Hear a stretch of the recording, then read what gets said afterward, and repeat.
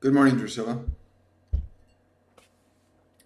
We're going to give everybody a minute or two to come join in for the fun. Today I have with me the energy of a group called the Divine Collective that want to talk about the invisible visible, their perception on science pursuit of the ultimate state of consciousness, God. Because, there's been this big argument for many years about whether God exists or not. It's a very funny thing. But good morning. Hi, everybody.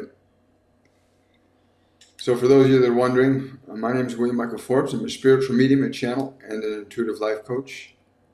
And I became a spiritual medium consciously about 5.5 years ago. And my life has never been the same since. I get thoughts, inspirations, guidance, wisdom, knowledge, truth that I've been instructed to share with ears that hear and eyes that see. When I first began this journey of mediumship, it was with the express understanding that I was to be a participant in helping humanity shift its collective unconsciousness from fear to love. It doesn't sound like a big deal, but it actually is. Our collective unconsciousness from fear to love. Now, in this process, I've encountered many different beings: Jesus, Buddha, God, deities, angels, archangels, high vibrational beings from many walks of life, Galactic Federation. They're all beings that are here to assist us in this process of shifting our collective unconsciousness from fear to love. What we see playing out in humanity right now is what is driven by our unconscious, our fears that are hidden in our hearts, the memories that we have not healed or corrected, the emotions that we don't know how to divest ourselves from, causing us to do, as a species, terrible things to one another, like very terrible things, because we are not able to correct our unconscious. Anyway, they started talking about 5 years ago, and this is the journey I've been on to share their wisdom, their knowledge, their truth about life. And today I have with me the Divine Collective. And I think you're going to kind of like what they see. They said that this morning when they first came, they said it's really important. Science does not understand what they're looking for because they're only measuring what they're discovering by its physical aspects. They do not know the other side of the coin. They do not know the invisible consciousness that causes the effects that become observable to your senses. They do not understand the invisible cause to the effects. They said that science has been pursuing God harder than those of pure faith. Those of pure faith understand that there's something in your body right now beating your heart, and it isn't your doctor, it isn't your priest, it isn't your minister, your rabbi, it isn't anybody else. There's something. Those of faith know that in your body there's something that beats your heart, that is the source of your life. Science has been pursuing to understand what is the ultimate cause of life. Ultimately, science is, where did this all come from? You cannot have an effect without a cause. And as they were saying this morning, it's absolutely true. You cannot have an effect without a cause. The mind of science has been trapped in the physical dimension exclusively, believing that you can only measure that which is observable to your 5 physical senses. And yet evidence would indicate that in your consideration and contemplation of the invisible, that is your thoughts and your ruminations about what is the source and nature of life as you experience it, where did it originate from? The very ability you have to do this happens in a realm that is invisible. You can measure the effects of thought by the electrical impulses that it stimulates through your central nervous system. But the actual observance of your thought indicates that you are observing an invisible realm. You are observing an invisible realm by nature of your thoughts alone. These are invisible, but perceptible to you, the one that observes and weighs and measures your thoughts. You are also invisible, perceptible to this world only by way of the effects of your consciousness as it interacts with matter, time, and space. And so what you see all around you is an effect of the invisible made visible, that you might have the consideration to begin to pursue wholeheartedly, without your ears, without your eyes, but with your heart, with your soul, and with all your mind, that which is invisible to you, at least to your five physical senses. So you can evaluate and observe your thoughts, your memories, your emotions. You can consider future possibilities for your life, all in a realm of the invisible. It is a dimension of perception and even sensation that is not based fundamentally in your physical body. Although what you hold in mind, in thought, in imaginings, can and does influence the world of matter. But what then, and from whence comes this invisible realm? You are exploring only the physical realm, looking for solutions to understand why this happens out there and that happens out there, exclusively evaluating the visible and occasionally stumbling upon a possibility of considerations like electrons, protons, neutrons, quantum particles of matter, and you still find yourself finding smaller and smaller particles of matter because you are only focusing on evaluating the effects of the physical dimension and its causes, and so all you can experience is the physical. It is not then possible for you to experience or know that which created the invisible in which you live and the visible that you observe. You cannot have an effect without a cause.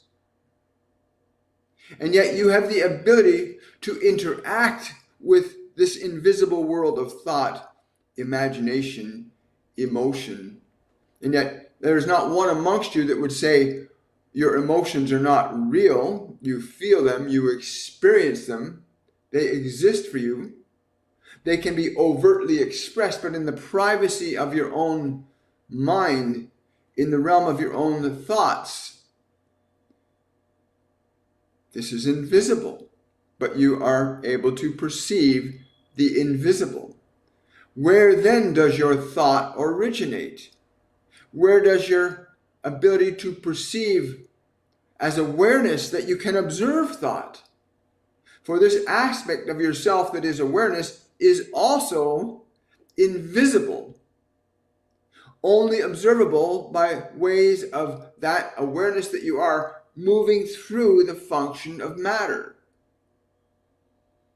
That your ruminations and considerations that you harbor in your mind bear cause to effects in your physical world. And so if you wish to seek the divine, to find what you call the creator, the ultimate first cause, your Big Bang, so to speak. Again, such a thing as the Big Bang is still based fundamentally only in the observations of physical manifestations, therefore never allowing you to fully appreciate nor experience the invisible cause of that effect which you observe. As your sciences begin to explore beyond the range of time and space perceptible to you. Your new devices and telescopes allow you to realize, oh my goodness, the universe is so much bigger than we ever thought it was. It covers vast expanses of time and space never even considered before. Our estimations of matter, time, and space are incorrect. And of course they would be, because the consideration that you're seeking to understand is infinite. The consideration you're seeking to understand is infinite.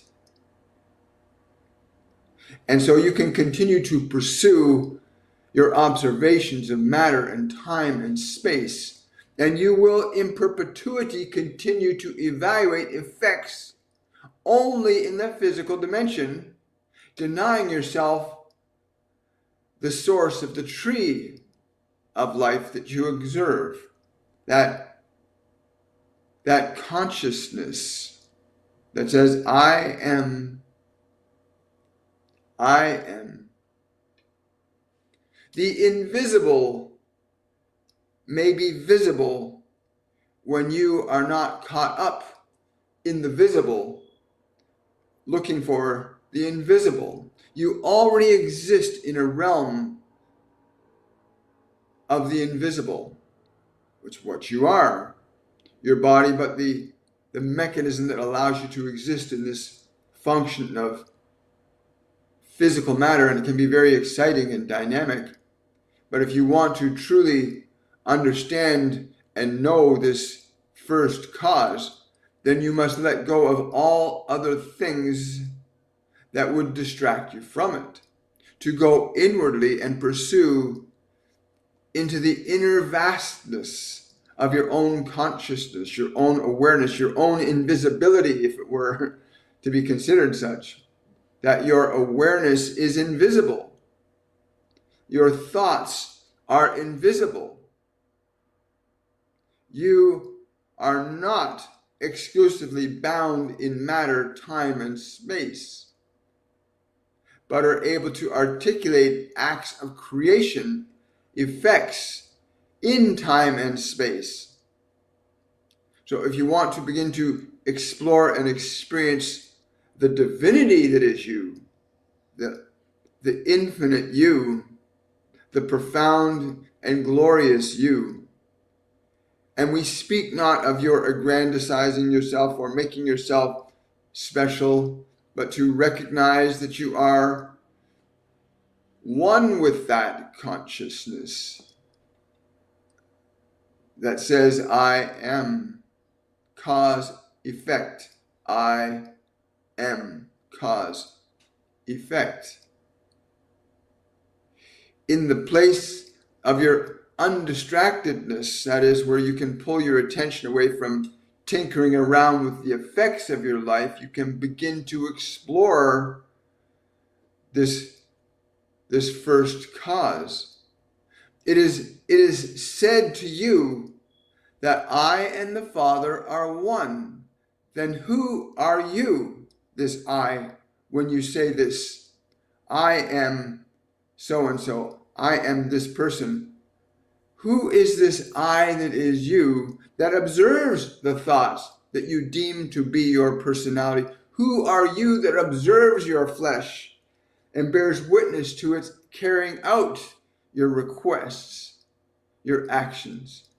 Who are you?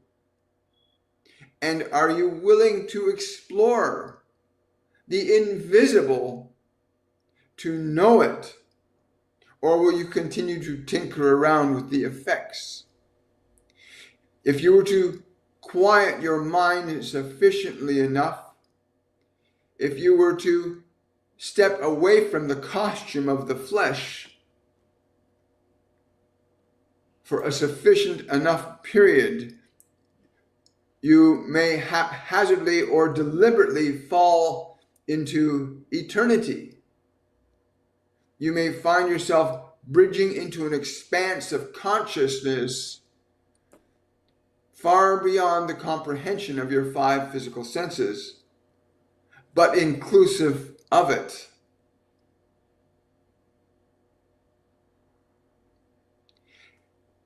You want to understand the cause, but you only evaluate the effects. If any one of you could turn your thinking mind off, and you can, do not ever believe that you are beyond the capability of turning your thinking mind off, because you can do this. And in that moment, you might hear something else.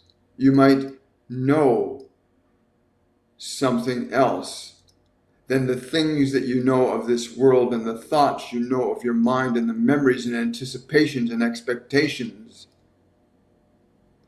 When you come to this understanding that you can turn your thinking mind off, and you can hear and know yourself,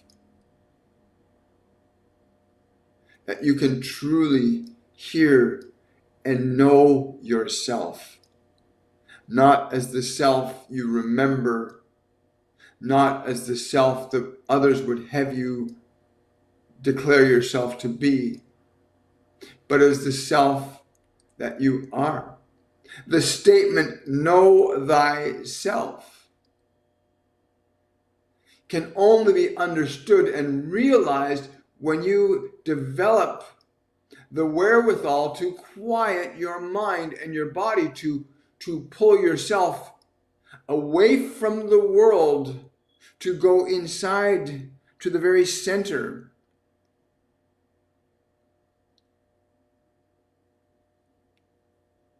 Into the stillness. Be still.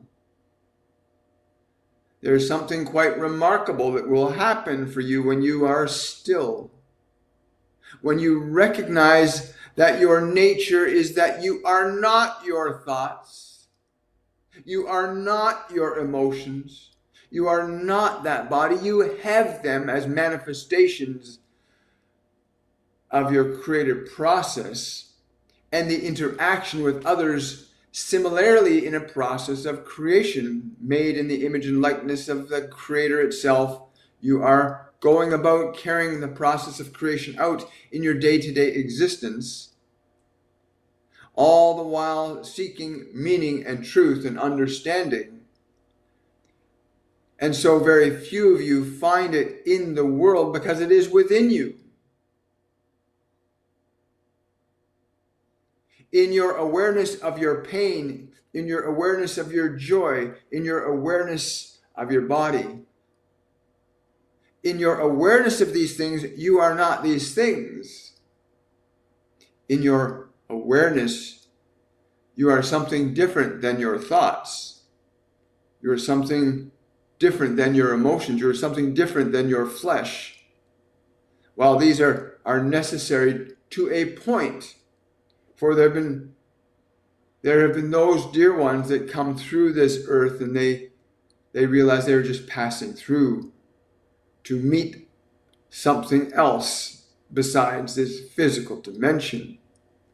But if you have the awareness to turn your attention away from your thoughts, away from your emotions, away from we are not speaking about denial or neglect or ignorance, but to turn your attention away from the noise of the world, the distraction of your mind, the confusion of your information, and to simply be still.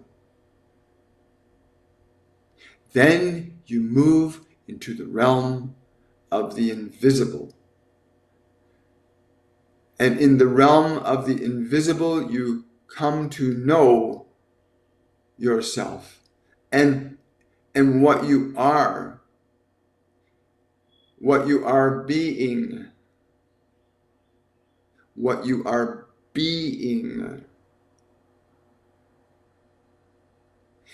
In your mind, you know yourself as the mind. In your mind, you know yourself as who you've been taught to believe you are supposed to be. In your mind, you think of yourself as a body. You think of yourself as one that has physical eyes and physical ears, and that is true to a small degree. But the body and the mind are not the locus of your actual identity. They're the lenses through which you bring your identity, your focus. And we say to you that if you go into this invisible place, into stillness, you will be quite pleased that you can close the door to the world for a little while. You can go into the privacy of your own nature, your own being, to gather again the recognition, understanding of who you are. And from that perspective of being, you can begin to affect your mind and your world in very different ways. But bound by the conceptions of your mind and the perceptions of the self as the flesh, you are bound by mind and flesh to endure the process of them, not to fully understand nor comprehend who you are. The function of your purpose and your reason for being in this world can only be recognized when you experience your nature, when you recuse yourself to yourself, to turn away from the distractions of mind and memory and emotion, to turn your attention away from anticipation, to step away from it all. And this is not the first time you have heard these words, some of you. Your great sages and philosophers for many thousands of years have spoken these words and echoed them through halls and poured them out into the ears and hearts of many that chose to listen or not. But you are in this place now that you cannot ignore, that there is an invisible realm that you live in. As we said earlier, the very understanding that you know you can observe your thoughts in the mind. You are observing and perceiving from an invisible realm that causes effects in the material realm. And so your definition of self in the realm of cause and effect often leads many of you to believing that you are the effects and not the cause. And therefore you cannot change the effects if you believe that you are them. How then can you know thyself if you believe that you are just the body? How then can you know yourself if you believe you are just your thoughts? How then can you know yourself if you just believe you are the emotional, electrical products of thoughts and beliefs and ideas? You have to step back from all of that. Pull away from this world, not to leave it, but to step back from it into your house, to close the doors and the windows of your house, that you're not disturbed by the traffic and the noise and the people and the events and circumstances. Literally and figuratively, you can close the doors to your house and go into a quiet room. Pull your attention away from the visible, the audible, the senses, and begin to experience yourself as you are, and not as you've been made to claim yourself to be. The locus of your identity is not in the body, but you focus the locus of your identity through the body. It is how you cause effects in your life. As you begin to shift your perception back to the invisible, and then you are no longer so caught up in the things and the stuff and the people and the times and the hours and the days and the minutes, which are only relevant to your biology and your psychology, but bear little consequence or effect on your spiritual nature, as you have an eternity to realize the simplicity of what is simply in the present moment. But in order to realize the exquisite simplicity of God, you must be still. You must quiet the mind. Close the doors and windows. Shutter the house. Go inward. Inward. Away from thought. Away from memory. Go inward. The statement, be still and know I am God. You cannot know that I am if you are distracted.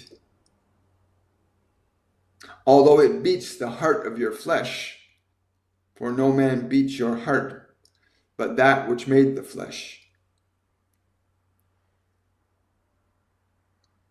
But you may know that divinity in yourself.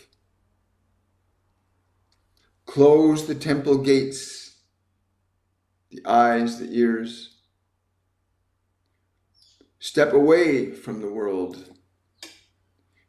You already exist in the invisible realm. The perception of your personality, if I say to you, John or Mary or George or Amanda, I speak to the flesh and the mind. But if I say to you, dear soul, you are not just flesh and mind, but spirit.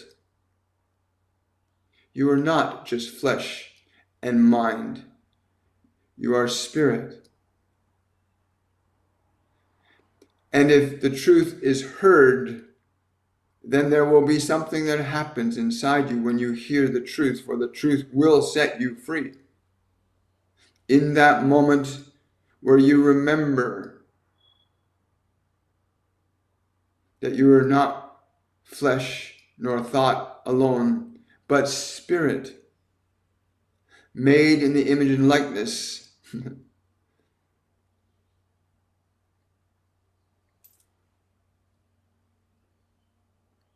When we came to this one this morning, it was to simply bring your attention to the obvious, that so long as you choose to pursue and understand the nature and source and origins of life from matter, you will never know the nature and source of life but as matter. It will remain elusive to you. What you have heard of as God, or the divine, or the angels, or the archangels, the beings of radiant light, of great comprehension and wisdom and understanding, you may join their ranks when you begin to awaken. There is a delight in physical existence. There is a delight in the process of creation, to understand it, to know it as your Creator knows it. You were manifested for the purpose to know this. You were manifested for the purpose of knowing God as yourself. Not the self of the personality or the ego, but as a truth that you are but a finger on the hand of the divine, able to assist it in carrying out the process of creation. But it is for you now. If you've heard these words, then you must then consider the possibility of the invisible to know the cause. But as long as you continue to explore only the visible as a means to comprehend the nature and source and cause of life, you will be spending a great deal of time not finding it.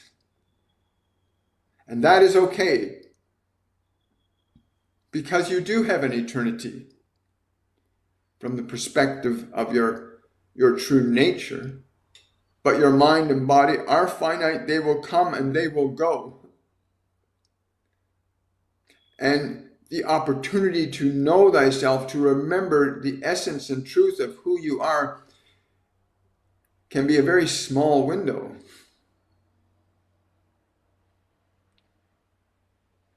And it can become a very beautiful, beautiful window to look through once you know this, once you know who you are, not who you believe yourself to be as a personality. And when you know the beauty of yourself, it will significantly change how you honor and cherish and respect the Spirit in all things, in your flesh, in your mind, in your words, in your deeds, in how you interact with each other. When you know the nature of who you are, there is but one function that you would embody in all your waking days and hours and minutes. And that would be the function of life, which is love. That would be your function if you knew yourself. In the realm of duality, where you evaluate yourself as a body and a mind, well, you have more than two aspects of the self. So how can you know thyself if you view yourself as one and the other and the other? It's very difficult. Explore the invisible. Go within. Quiet your mind. Calm your body. Still the waters. Restore yourself, to your true nature. And when this happens, and it is happening, whether you recognize it or not, many of you are awakening, knowing that there is more to your life than you observe or experience. You know there is more, but if you define your life exclusively in terms of flesh and thought, then again you will be wanting and wanting and wanting. For flesh and mind are but extensions of the Spirit, not the source of it.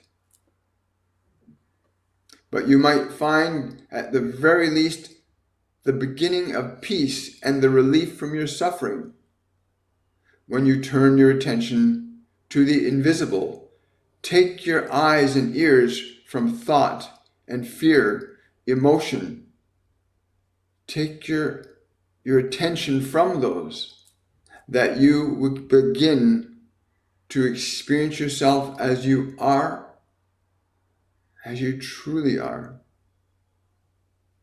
Not just as flesh, not just as thought, not just as memory. There is a you that is invisible to them, but they are not invisible to you. You can observe your body, you can observe your thoughts, you can observe your emotions. You are invisible to them, but they are not invisible to you. So you can put them aside, take your attention away from them. Take your attention away from this stuff for a little while. When you don't have the noise that you're paying attention to in your mind, when you do not have the judgment and the rage and the sadness and the disappointment to distract you from who you are, then you will begin to experience who you are. And there's a great relief that comes when you unburden yourself from your burdens.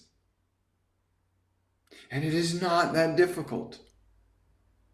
It is not that difficult. Once you begin, because you already live in the invisible. Your flesh and mind allow you to experience the visible, but you are in the invisible already. You are but one step away from recognizing God within you and recognizing your unity and union with that consciousness. Imagine that. The peace that passeth all understanding comes when you turn away from the world. Not reject it, not deny it, but simply put it all on pause for a minute. Put your mind and your body on pause. Leave the office of the world for a little while and indulge yourself in the stillness and silence that exists when you pull your attention away from thought and memory and emotion. That you can begin to remember the invisible, and then the invisible will become visible. The unknown known.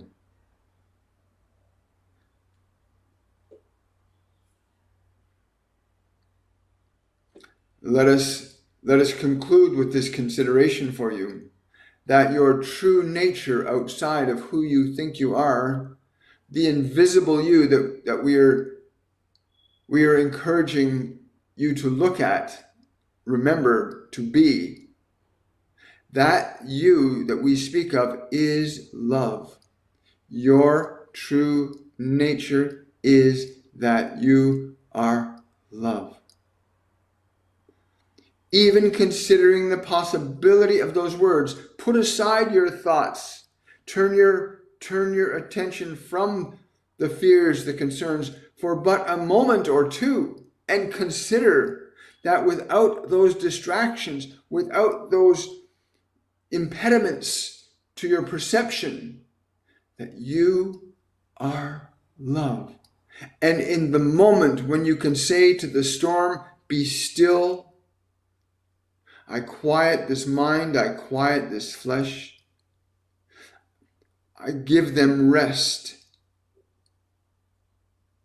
And when you quiet your mind and you quiet your flesh, and you are aware of yourself, aware, you will begin to remember that you are love. And when you begin to remember what you are, then it changes significantly what you will be in this world. For many of you are being according to what you've been given to accept, the thoughts, the ideas, the beliefs, the religions, the philosophies. You're enwrapped and enshrouded in them. And when you can cast the shroud off to the side, and you begin to reflect upon yourself as the invisible, made known by very intention you have to be simply aware that you exist. Then outside of mind and memory, flesh, emotion, you begin to remember the truth of yourself. You are love. And that which gives you life is also love. You and the source are one in truth. When you can distance yourself from the mind and flesh as being the locus of your identity, as being the only place to gain reference to yourself from, close the temple gates. Quiet the mind. Be still, and then you will know.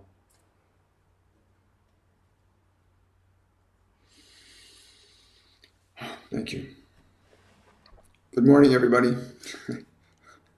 Hi. Yeah.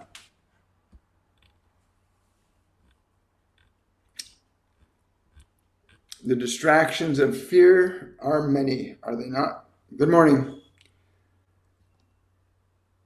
Yeah, this is an amazing day for humanity. And by day, I mean this existence that we are in right now. You know, there's a wonderful little book called A Course in Miracles. And it's got one really fascinating statement in it. Nothing real can be threatened. Nothing unreal exists. Herein lies the peace of God. Right? You know, I was remembering the story of Master Jesus when he had to go through that process with his body, where his whole desire was to become one with God, to know himself intimately and completely. And the self that he wanted to know was this function of love.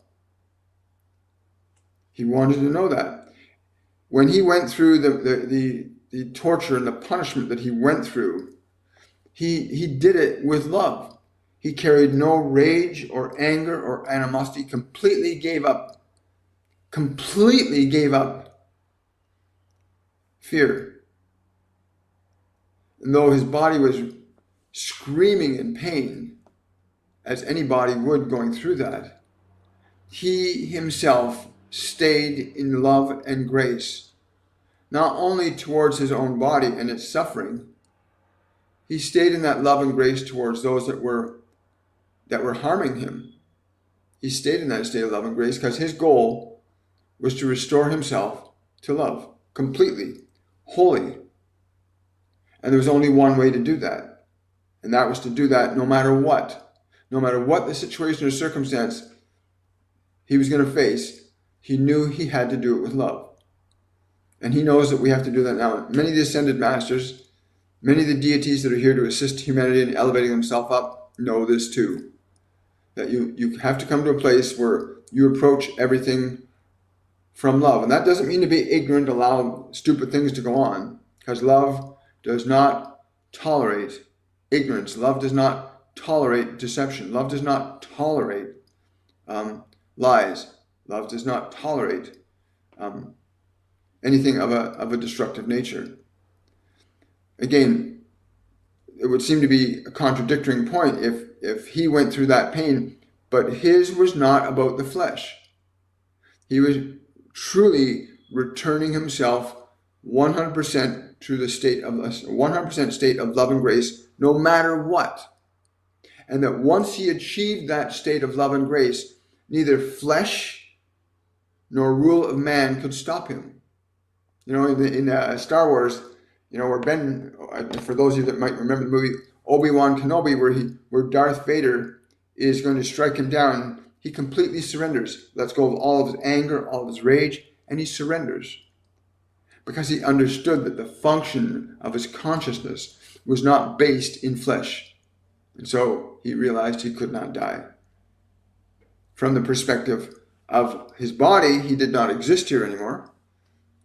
Master Jesus, when he came back, he literally came back with a clear astral projection of his consciousness as a physical body.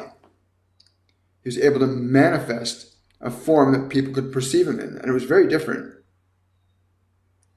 because it wasn't the same physical body that he had before.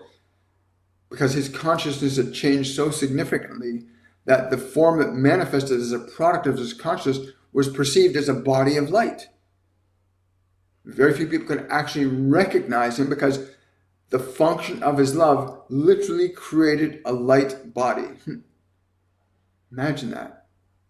There are reported stories of ascended monks, masters, who have gotten to such a profound state of existence that people would bear witness to this spectrum of color appearing around their body, and then suddenly the body disappears. They transcend flesh. And not a lot of people want to go on that journey of suddenly knowing who you are. And again, I'm going to paraphrase some of what they're saying, that your willingness to pursue the invisible, that is you, not the you of the flesh and the you of the thoughts and the memories and being entangled in this whole personality construct, but to really pursue yourself. And I hope you do, because the closer you get to love, to who you are, the sooner you're going to know the divine in yourself, because that which is God is in you. It is in everybody. It really is, whether you know it or not. Hi guys, thank you for all the gifts and the hearts and those wonderful things. Hi. Overwhelmed to channel the person. Was I being tricked into channeling a 450-year-old historic? Again, spiritual mediumship has to be approached from a very mindful and loving place. There are a lot of people who do not understand that there are low vibrational beings. There are demons There are demons. There are low vibrational entities. Just like there are really good human beings, there's really bad human beings. Well, in the invisible realm, there are similar things. There's high vibrational beings and there's low vibrational beings. It's important you learn to make the distinction between the two. It's really important that you do. Because if you don't make that distinction, you could end up channeling low vibrational entities that can appear one way to you. They can pretend to be a certain way to you. So be very mindful. Raise your consciousness up. Keep your body healthy, your mind clear. Release, don't hold on to anger, fear, resentment, guilt, shame. You need to learn how to let certain emotions go so that you don't attract low vibrational energies. Birds of a feather flock together. If you're in anger, I'm going to talk to God, I'm going to talk to Jesus because I'm so angry. It's not going to work very well. You'll pull in low vibrational energies. So please be mindful and understand that mediumship is a natural ability that every human being possesses. But you have to understand that there are fundamental laws and rules that go with mediumship. Having a healthy body, a clear mind, is going to go a long way to allowing you to tune into, tap into Christ and Buddha, Yogananda, God, the archangels, highly evolved spiritual beings that are in this physical galaxy with us, the Galactic Federation, the Pleiadians, other beings that have learned to master and utilize their mind and emotions in a creative and empowering way, directed primarily from love. And there are those low vibrational species that do harm to one another. We see them on this planet. They exist in the galaxy too. So be mindful. If you're going to go into mediumship, learn how to clear your mind, to let go of old emotions, to not carry around unnecessary suffering. Please do that. But yeah, don't be if you're overwhelmed, if you're in a state of fear, do not try to channel. If you're angry, do not try to channel. If you're jealous, do not try to channel. Any low vibrational state, you could be asking for trouble. Hi there. William, I'm connected to a figure through archaeology. Yeah, you can be. You can tune into those life forms. You can. When manifesting, I see people or situations that are not part of my present reality. Is this meditation? Well, no, that's more like astral traveling and astral projection. When you understand your nature, your mind and body are bound by time and space.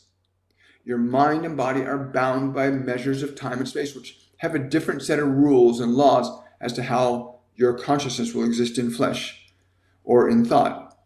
Time and space work differently for the body than it does for the mind. Time and space work very differently for your soul than it does for your mind and body. But meditation is getting the body, getting the mind into a place where they are not distracting you. And you can teach your mind and you can teach your body to be still and quiet. Pull your attention away from them. Like they said earlier, learn to close the temple gates. Remember, if you want to evaluate Christian mythology, right? Yes, I will. I'll talk about that in a second. I'm sorry, they're just telling me about religions. Many of the religions that are created in this world were created specifically for certain groups of people, but have led to horrendous and unnecessary conflict between individuals. These religions no longer serve the true value of their function as they were in their original stages. Many of the religions that you currently experience are now governed, cultivated, and manipulated by man, not by God. And you must learn to make the distinction, because the function of God is love. Does not matter whether or not you give God a different name, Allah. Does not matter what name you give to God. The function of God is life and love. The function of God is not fear. And virtually all of your religions have been taken over by the desires and wants and needs of men. And as a result, you have great conflict because the needs of men are very restricted and limited to the needs of men themselves. But the need of God is a very all-embracing and inclusive consciousness that functions from love, not fear. And that love is good. It does no harm. Love does no harm. Love does not hurt. Fear is what hurts. So you want to understand that the God that you seek is not the God of religions, the gods that men have made up. The God you seek is within you, not in your temples, not in your churches. The God you seek is within you. It is not in your religions. And when any one of you, it matters not from which religion you come, from what color you come, when you know God within yourself, you will see everyone through a very different eye. For the eye of love is very different than the eye of fear. And much of your religions are blatantly filled with fearful and unloving things. God's function is love, not fear. That love can be very stern. It can be very stern. Do no harm. Love can be very stern, but very few of you will listen to it. But if you want to find that you seek, that you think that those that would share with you the dispensation of religions, that if you believe that from then you will find God, no, the kingdom of God is within you. It does not matter what name you give to God. It is within you. Remember this. Meditation is the tool from which you can cast off the clothing of the world. You can cast off these things, put them aside, and go within. Leave the house and travel to your Father's house within you. Know God within you, not the God that men would have you know. Know the God within you, not the God that men would have you know. For their God is a false God. But that which beats your heart lies to no man or woman or child. That which beats your heart is the one true God, rich or poor. It is within you, here, now. So go inside your temple. Not that temple, the temple. You are the temple. Put aside your troubles and your fears and go inside. And know it is within you. And it made you in its image and likeness, which is life and love. There is so much that you will come to understand for yourself when you endeavor to go on this pilgrimage inside. The pilgrimage is to go to the temple within, not to some big stone or church or synagogue, but to go to the temple that you already reside in now, to close its doors and listen to the voice of the divine within you saying, I love you.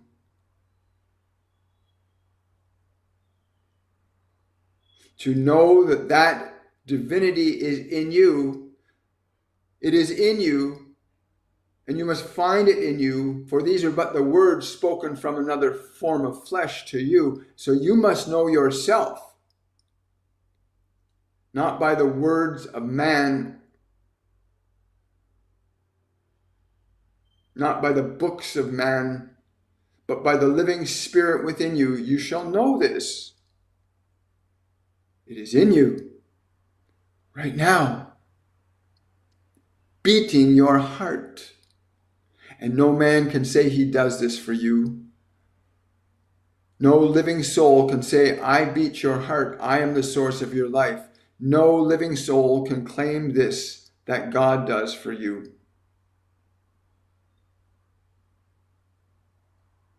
But you can close your eyes and you can feel his hand upon your heart. Here I am.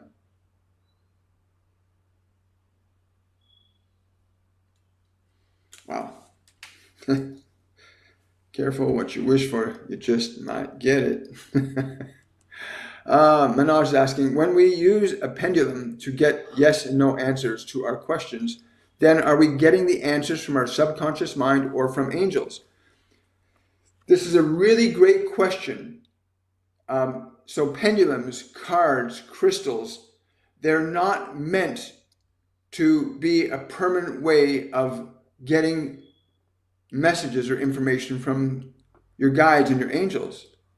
What they've told us is that pendulums, cards, crystals, any form of divination tool, rods, are tools until you learn to open your own heart and mind to the Spirit within you, which is always with you. So to answer your question directly, Manoj, you can be asking your subconscious mind, and your subconscious mind will react and respond. When I think a thought, it doesn't matter what thought you think. You can think, is the grass green, right? And your subconscious mind knows the grass is green from what it's been taught, and you'll get a response. Any thought you think, whether it's pendulum, card, crystal, rods, when you think a thought, it will affect your nervous system. And if your thoughts are coming from your subconscious mind, your past self, your personality, then it will influence the function of these mechanisms. It's much better to train yourself to go into intimate rapport and communion with the divine, with your guides, with your angels. Get yourself into a state of love, a state of peace, a state of quiet. And in the stillness, this is what Jesus tells me, once you get the mind still, that's when you can actually begin to hear. Buddha says the same thing. You need to get the mind still and quiet. You cannot hear if you're distracted. So you need to learn to teach your mind how to be quiet. So yes, you can get from subconscious, and you can get information directly from Spirit in that process. But ideally, you want to get to the point where you can just go, should I go left or right here? And you can feel it in your heart. You start to actually feel the voice, the touch, the guidance of the divine. And we know that you're trying to do that with these devices. And know that you are knowing and you are trying to do this. You're attempting to get close to that source that does know all things, and you know it exists within you. The fact that you use these devices tells us that you know there is a source of all answers, all truth for you. You know these things. All of you know these things. But you do not need these things to know this. Go inside the temple. Quiet the mind and the body. Be still. Ask, and you shall receive.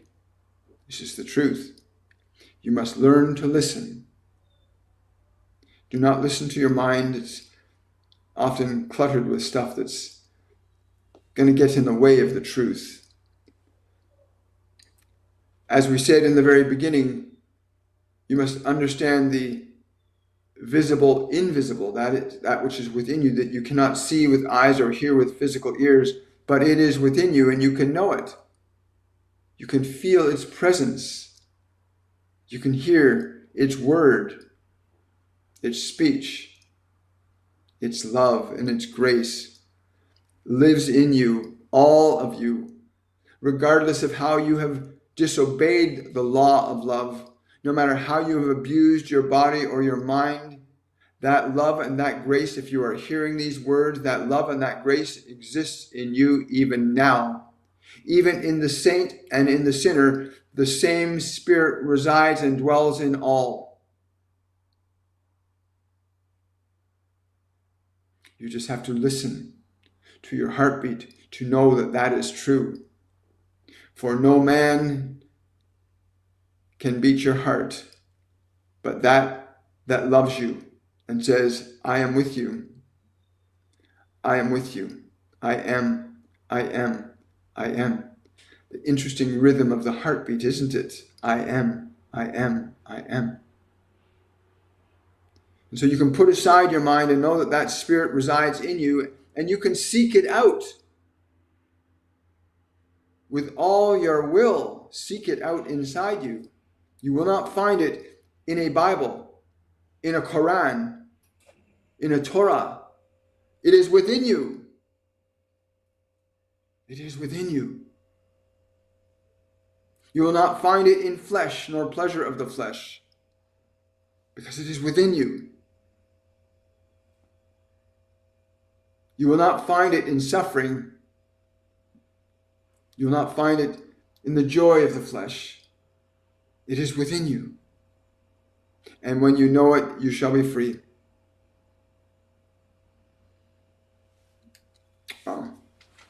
I had no idea all this was going to come through today, but great questions, great considerations. Thank you, Manoj. If you've been listening, Leslie, then you've gotten the message. Hi. Hi.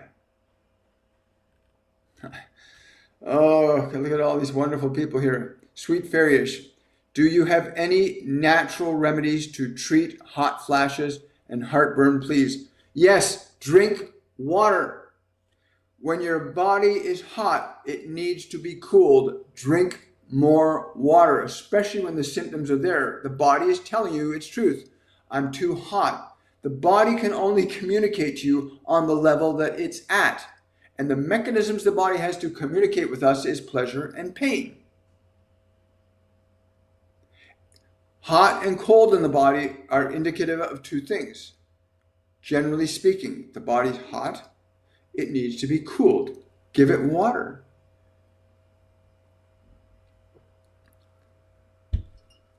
It's not that complicated. When the body is feeling shivery and cold, give it food. It needs energy. The body will never lie to you. Your body cannot lie to you. You cannot lie to us. It can only tell you its truth. And its mechanisms for articulating that truth to you are pleasure and pain. If it doesn't feel good, it's because it's not getting something that it needs, or it's getting something that it doesn't need. It's very, very simple. So yeah, Sweet Fairyish, start drinking a bit more water, but knowingly let the body is telling you, I'm hot. Give it cool. It's like really simple.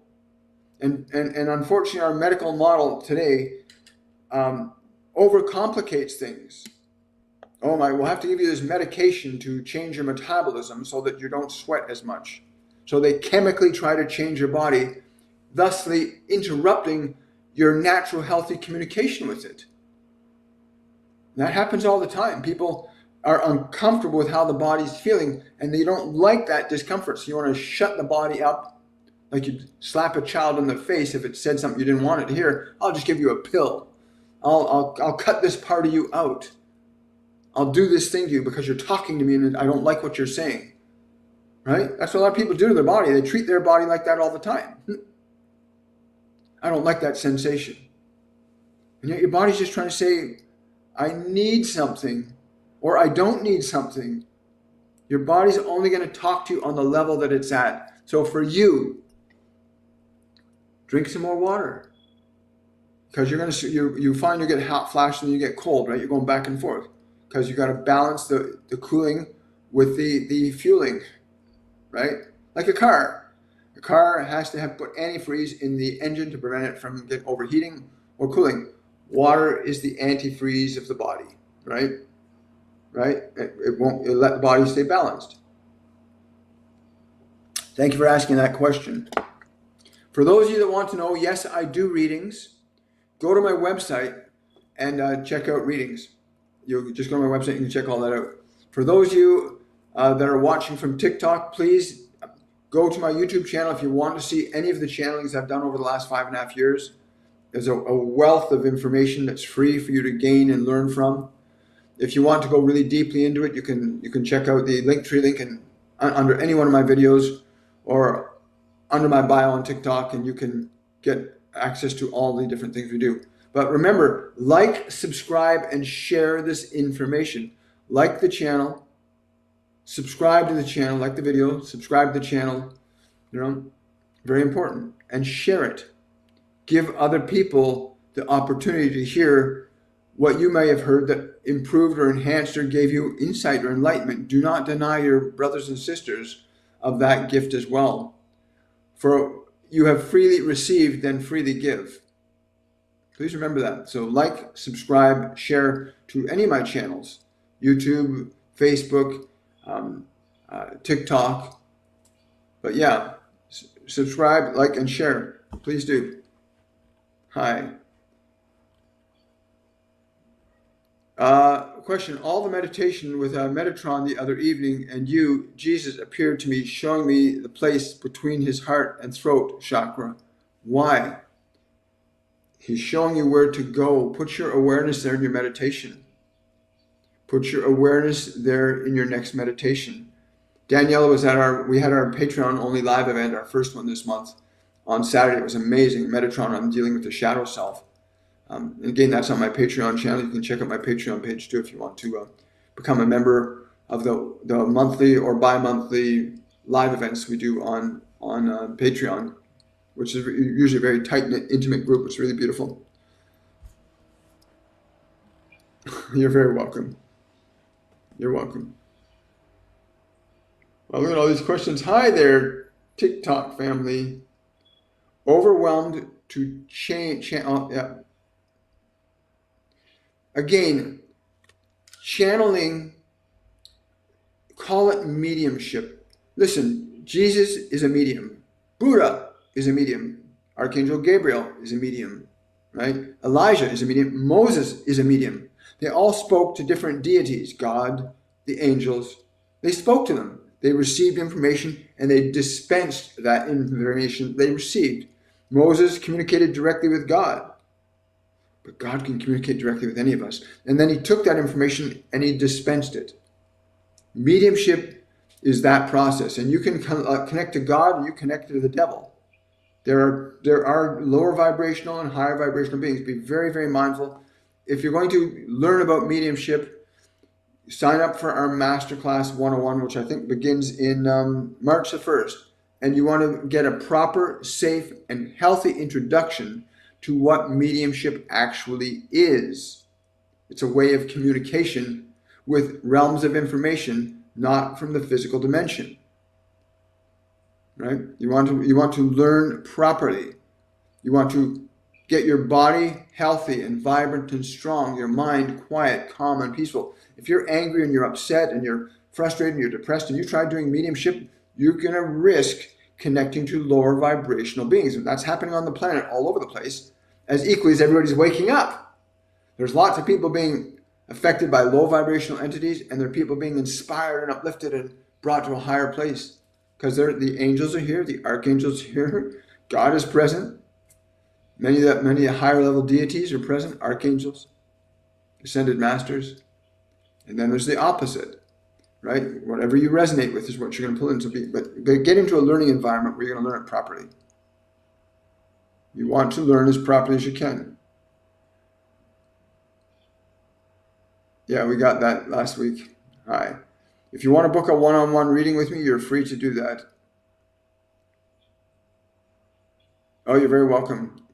Yeah, remember, you ask a question here. I don't just get the answer to that one question. I literally get like a download, a rush of information that comes that's relevant to you. And if you want to explore that further, book a one-on-one reading with me. Go to my website. You can find it there. all the information about our courses, classes, the different types of things we offer. We also offer customized meditations. If you've got a particular problem in your life, you can arrange for have your own customized meditation designed specifically for you and your situation or circumstance. And that's available in our store on the website, along with our courses as well. Question from Bridget. Hi, Bridget. Thank you for the super chat. I really appreciate it. Hi, William. Is there something I'm doing that is preventing me from getting the connection I desire with Spirit? Is there something I need to release to make that connection deeper and stronger? Well, the very fact that you've asked that question, they're telling me to tell you, you are in earnest pursuit. Understand that you are in earnest pursuit of that which you seek. And because you know what you seek, continue to pursue, and you shall find it. It is inevitable that you will find it. There is a place that Jesus told me about in people learning to meditate, in their process to find God, to find guidance from Spirit or Source. That he calls it the desert, where people get the mind and body quiet, and they're sitting and there's nothing happening. Their mind is quiet, the body's quiet, but nothing's happening. And he said, sometimes you might have to sit there, but if you're clear that you're waiting and you're open and you're ready to receive divine dispensation, connection from God, that you wait patiently, for in the moment, in the hour that it is needed, it shall be given to you. It is the law. But you must be open to receiving, even waiting patiently. You know, most humans will go and wait in the doctor's office for 2 or 3 hours just to get their turn, right? Would you not offer the same thing to God in your meditations, to sit there and say, no matter how long it takes, I'm going to wait until he comes and sees me. And that's what will happen. And if you have to go back a couple times and go back again, right? You know, in sales, they tell people, you might be told no 1,000 times, but you're doing that 1,000 of times you're being told no because you're looking for that one yes. So do not fear, Bridget. You're on the path. Be patient with yourself. That's it. Be patient with the process. Be open and receptive. You are doing all the right things right now. Just be patient. The doctor knows God is all-knowing, all-powerful, and everywhere present. It's a difficult conception for some people to understand that. But if you understand that, then know that the moment, the hour, the minute, the second,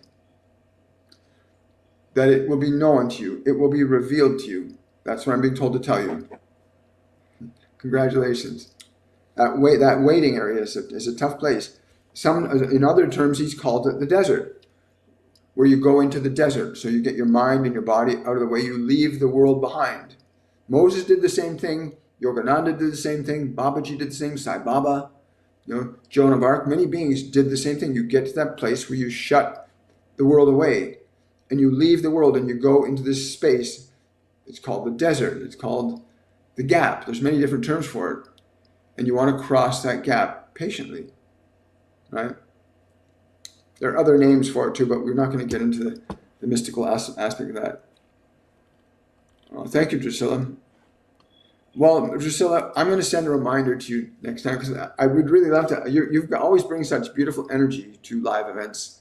So I'll make certain that you get a reminder for the next Patreon live event, which I think is our next Patreon live event is the 21st of this month at 7 p.m. Eastern Standard Time. So I'll make certain you get a reminder. I won't forget. I will remember. Thank you for the badges and things. Hi, guys. Thank you for following. Thank you for sharing. Thank you for subscribing.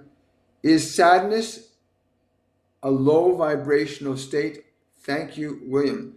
Is sadness a low vibrational state? Yes, it is, depending upon the context of it. If you understand the nature and function of the eternal construct of life, that life does not end with the flesh, that matter, time, and space are transient and transformative all the time, you will have no concern with sadness. But yeah, when you do feel sadness, usually sadness is connected to the past. Anger, fear, guilt, and shame often live in the past. Anxiety, nervousness, anxiousness often relate to a potential future for yourself. But even if you're feeling a little sad, you can release the sadness. You can literally release old emotions.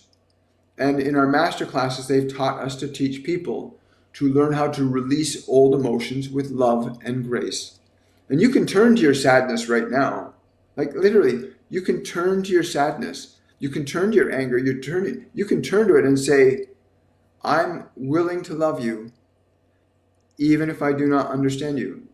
Like I can communicate that to your sadness right now. I can say to your sadness, no matter what you think or feel or believe about me, I love you. And you can communicate that to your sadness right now. No matter what I think or feel or believe about you, I love you. You can communicate those words to your sadness and watch what happens. Watch what happens, whether it's sadness, depression, anxiousness. If you turn to those feelings and say, no matter what I think or feel or believe about you, I love you. Those words are very powerful and will affect that emotion. And you'll experience that. Let us know in the comment section if any of you did that just now. If any of you turned your sadness or your guilt or your shame and said, I'm willing to love you, even if I don't understand you. And watch how that emotion changes. Leave a comment in the comment sections if you did that and let us know what happened for you.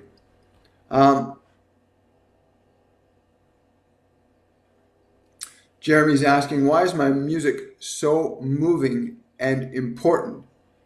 Because it got the spirit of love behind it. It's got the spirit of love behind it. Every artist, every politician, every doctor, every single soul on this planet, at the root of all our lives is this cornerstone of love. And we can deny that cornerstone of love and get caught up in greed and selfishness and sensation and pleasure, which a lot of humans have done in the last 56 to 72,000 years. Humans have gotten caught up in the pleasure, the power, the authority, the control. They get caught up in it. And civilizations rise and fall by the presence or the absence of love. I want to repeat that. Civilizations rise or fall from the presence or absence of love. Consider that, because humanity is at a very, very interesting point right now between love and fear. And I've been told that we are actually the needle, the collective unconsciousness of humanity is beginning to shift away from fear and back towards love.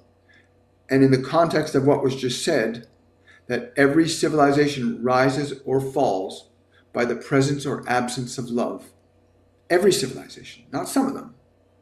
Every civilization rises or falls by the presence or absence of love. Isn't that amazing?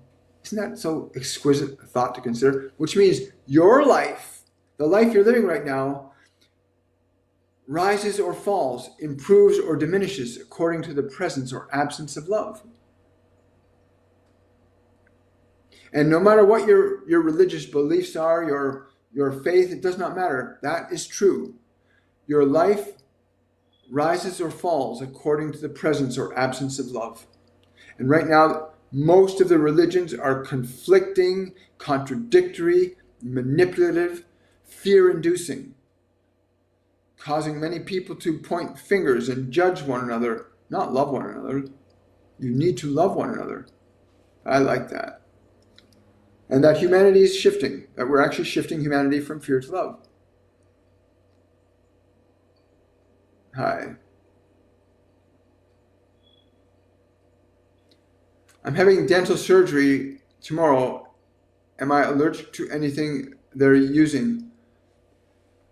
I'm not getting that you are at all. But before you go into surgery, if that's your path of choice, before you go into surgery, okay? I'm going to have to hang up in a second. My phone's going to die. Before you go into surgery, go into a state of gratitude for the doctors, the nurses, the people that are there. Give them love and grace and say thank you to the spirit of them. Say thank you for loving, honoring, and cherishing me. Now, my phone's going to die in about 30 seconds, 40, maybe 45. So I'm going to wish everybody much love today. I want to thank the Divine Collective. I want to appreciate the Ascended Masters that came present. And again, if you question didn't get answered today, you can always use the Linktree link in my bio on my TikTok or below in my videos. And you can send a question for a small donation through my TikTok Linktree or my YouTube Linktree. You can also book a one-on-one reading with me. But thank you so much for being present with me, for sharing your energy, asking those questions, and being open and receptive to love's grace, as we all need to be. And we need to become love's grace. Consider that. We all need to become love's grace, no matter who you are, what you've been taught to believe about religion or life. Become love's grace. And I want to wish you all much love. And on that note, have yourself a wonderful and a joyful day. Bye for now.